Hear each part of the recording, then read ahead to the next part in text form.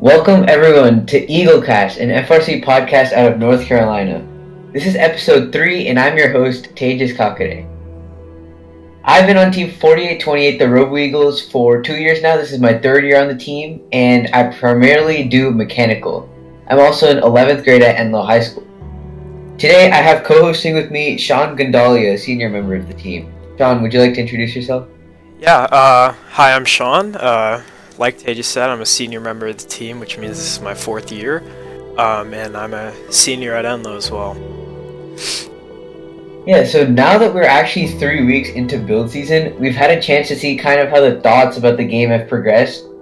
And so even like several forums have been established on Discord, Chief Delphi, and other platforms to kind of discuss this year's game. So considering that all these thoughts have been going around about the game, Shaan, what do you think about Sandstorm? Do you think more teams will really go for Auton or use like vision camera? That's a really good question. So I think autonomous is still going to be pretty big and pretty widely used. I know this game has a lot of importance relying on vision, I guess, so to speak, because there's vision targeting pretty much everywhere around the field. So I wouldn't be surprised to see most teams doing a sort of vision, or like a sort of semi-autonomous starting match, their starting sequence in which the player will be controlling the initial movement, and then once the vision locks onto a hatch, then the robot will autonomously go place that hatch. I assume that might be what a lot of teams are doing, and I think that's a lot more versatile than just straight up autonomous or straight up camera. Because I know orienting the robot just by looking at your camera, your video feed, it's not the highest quality probably. I know there's a bandwidth limitation. I'm not exactly sure. I think it's like 5 megabits, so you can't have the highest quality stream. So relying just on camera feedback to try to position a robot is a little bit shaky. But definitely trying to get the general position, I would say probably you can do that just by controlling it with a camera.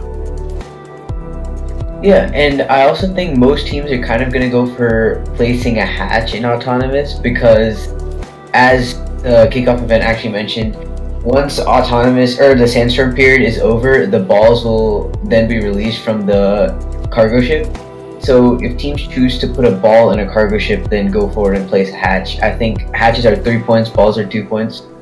And so that could be securing at least 5 points right there. So what do you think about, like, do you think teams might take the risk and start from the platform 6 inches up?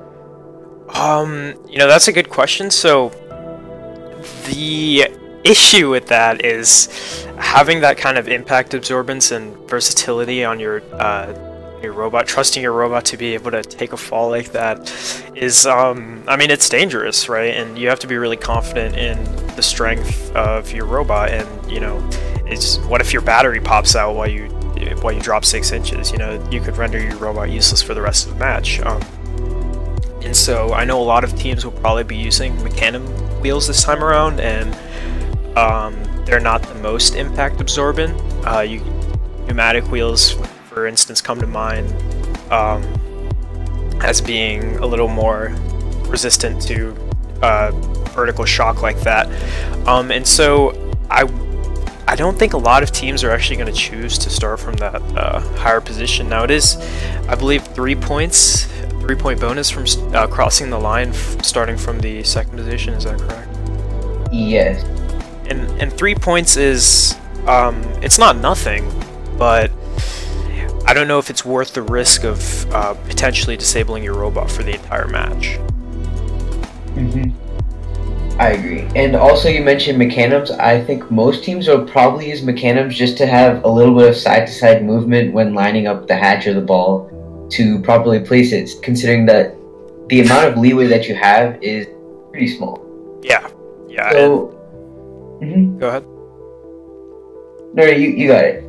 So also So I also wanted to mention, so you mentioned placing the null hatch, and how you can maximize the amount of points that you're getting from the sandstorm period by actually placing a ball inside and then relying on your autonomous or relying on your camera, placing a hatch in there, and you said you can get a maximum of 5 points.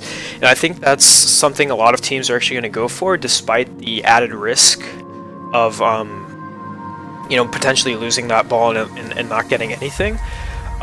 Mainly because, I mean, starting with a hatch is not the most useful thing in the world, all things considered, right? You don't get points for a null hatch, if I'm correct. Yeah.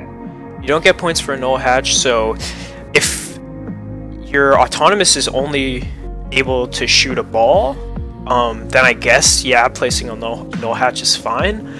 But I feel like most teams that are going to have a ball launching autonomous are going to be able to place a hatch in autonomous, which is, I think, more valuable.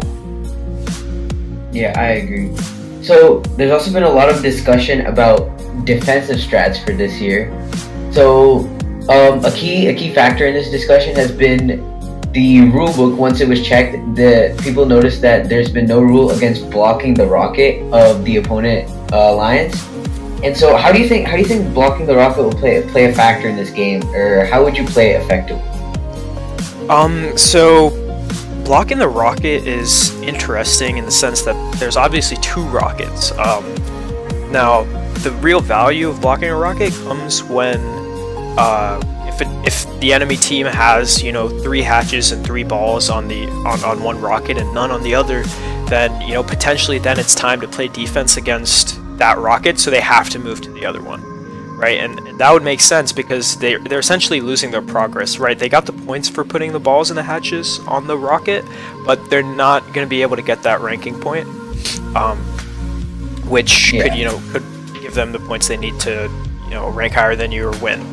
And so I think if them getting a complete rocket is a probability, then or a possibility, then I think definitely playing defense on the rocket is a smart idea for sure. But I don't see, in the first qualification competitions, I don't see teams getting that rocket qual point a lot anyway, and so I feel like teams will be mostly going for low, for the cargo bay, and for if you're playing defense on one rocket, they're just going to switch to the other one. So I don't think it's going to be that big of a deal in this game. Yeah, I agree, and I also feel like blocking the rocket opens up new potential for bots with not much on it, or like chassis bots, who even if they're not able to do much in the game, they can still affect the outcome of the game a lot by just simply blocking the rocket and preventing a potential ranking point. Yeah, that's a good point, and I want to add to that. So every year there's rookie teams who might not be able to design or create robots that can do every task, and I think this game in particular is actually really good about handling that issue of teams with sort of a lack of resources or a lack of expertise, in the sense that the fact that the loading the hatches from the human player station and all the hatch panels on the cargo bay and the lower rocket are all in the same height, I think we'll see a lot of like quote-unquote chassis robots being able to at least pick up hatches, or at least pick up hatches off the human player station and put them on the low goals, because that's something that you can just create like a static design for, right? A static mechanism. You don't have to worry about lifts. You don't have to worry about pistons or pneumatics or anything like that. And I think that's something that a lot of teams will be able to go for, which I think is really, really good, because like you said, in past years, teams that can't design a lifting or a lifter, like for example last year, were just rendered not useless but not as strong as some of the other teams, and I think they'll definitely find a place in this year's game.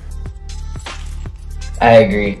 And one key factor that we just haven't mentioned yet is endgame. So what do you think? I know a lot of teams will be definitely going for like a top level climb if they can potentially do it, if they have time to build a top level climber.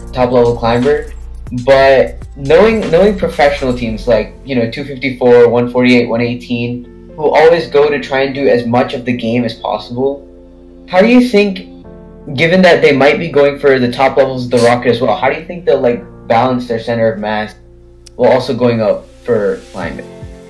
So honestly, I have no idea. As far as climbing goes, there's several designs that sort of come to mind. So first is using like a forklift arm and flipping your whole robot upside down with it, which I think a team demonstrated. I'm not sure, but yeah, in RI3D. Yeah, so that's possible, but I don't know how possible that is with a robot that's going to be 3 feet tall, right? That's I don't think that's really a feasibility. The other thing is just essentially lifting the frame of your robot up past the height of each of these ramps or each of these platforms, and then somehow driving up, getting up, and then driving up the third level. And so I think that they'll probably adopt some sort of strategy like that. I think that's the most feasible for tall and versatile robots. And the other thing that we haven't mentioned is ramps. I'm not sure how many teams are actually considering ramps. I know we thought about it for a while, but decided that it probably wouldn't be the best solution. But if a team can pull it off, then that might be a better idea. If your team can deploy 2 ramps and get 2 teams up to the second level, and you stay on the first level, then that's still a qual point, right? So yeah.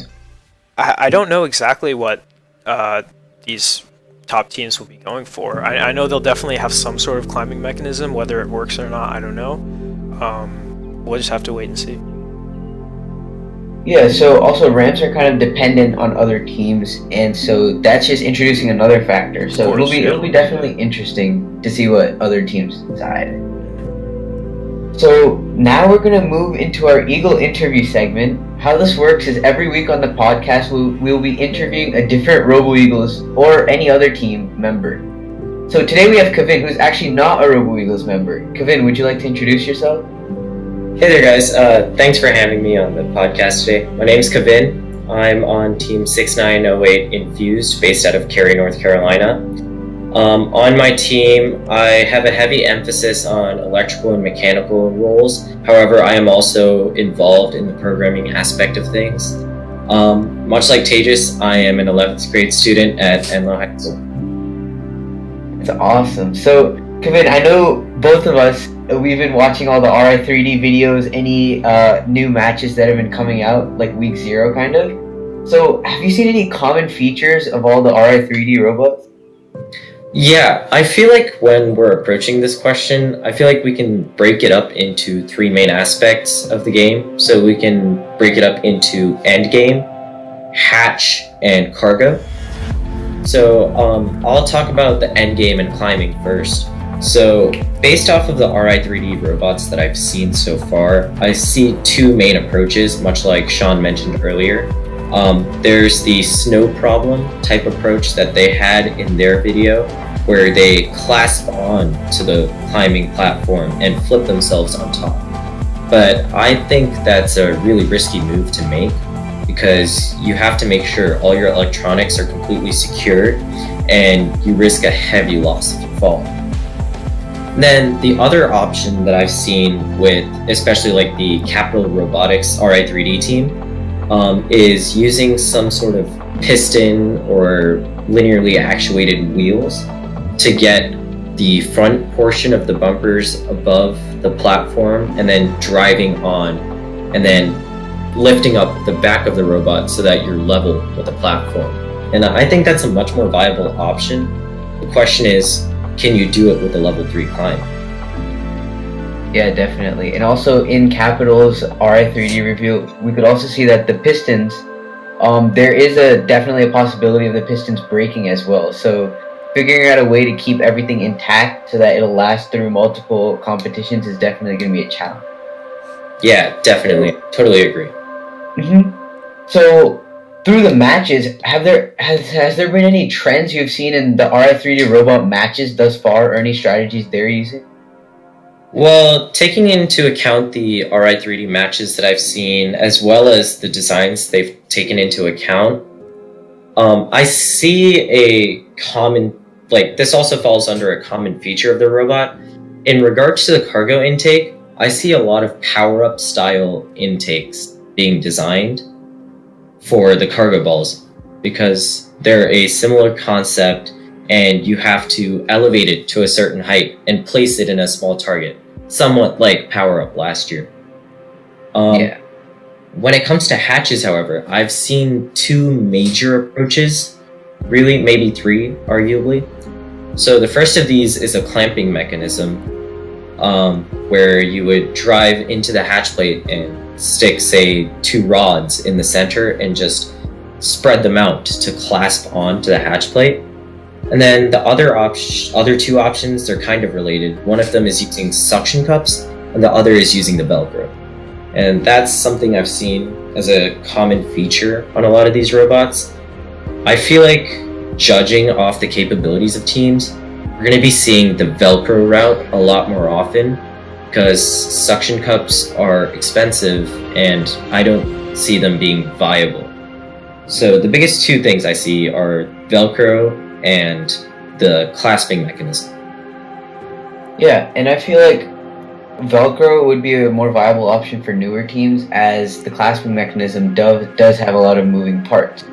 So we also saw that Team 2655 Flying Platypi, which is also a team based out of NC, had a first updates now kind of interview where they kind of showed their claw mechanism. So do you have any opinions on their claw mechanism, actually? Well, I think overall, since we're speaking about platypi, I think we should note the strategy of a low robot. They were arguably the best low bot in the game last year, and I think that that's what they're trying to pull off again this year, and it's a viable option. Now, the reservation that I have against the clasping mechanism for the hatch plates is you have a strong reliance on your drivers as opposed to, say, the hatch method, because you would have to line up your intake mechanism perfectly with that, 9-inch diameter hole, I believe, in the middle of the hatch plate.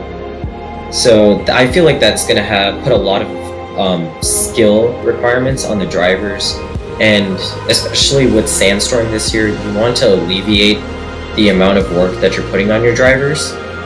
So I feel like the Velcro is a better option in comparison.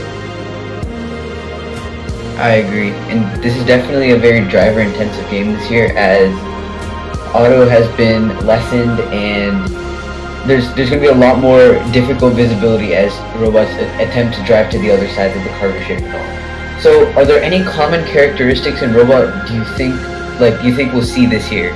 For example, last year we did see a lot of wheels on the intake, etc. So, do you think we'll see anything common like that this year? Yeah, I totally agree with, like I mentioned earlier, with a power-up style cargo intake. I think for those teams that choose not to play a low bot versus high bot, teams that choose to play high bots are going to have a elevator mechanism, because I think most teams have decided a shooter is out of the question, especially given the cargo this year. It's not evenly distributed. You're not guaranteed to have it at a certain size. So I feel like they're going to treat it like the power cubes from last year and handle them all the way to their target. Another characteristic that I think we'll be seeing a lot is a sort of like semi-autonomous routine. This falls under like the programming aspect and driver aid, but especially given the whole Sandstorm period, I feel like it's going to be a really, really big thing this year. Yeah, I agree with you. Okay then, thank you so much, Kavin, for coming today. Thanks, Kavin. Thanks for having me. And also thank you, Shaan, for coming and co-hosting with me today. Of course, anytime. Alright, thank you all for listening into EagleCast, and make sure to stay tuned for another episode coming next week. We do have episodes weekly. So always remember to keep building strong and soaring high. We'll see you all next.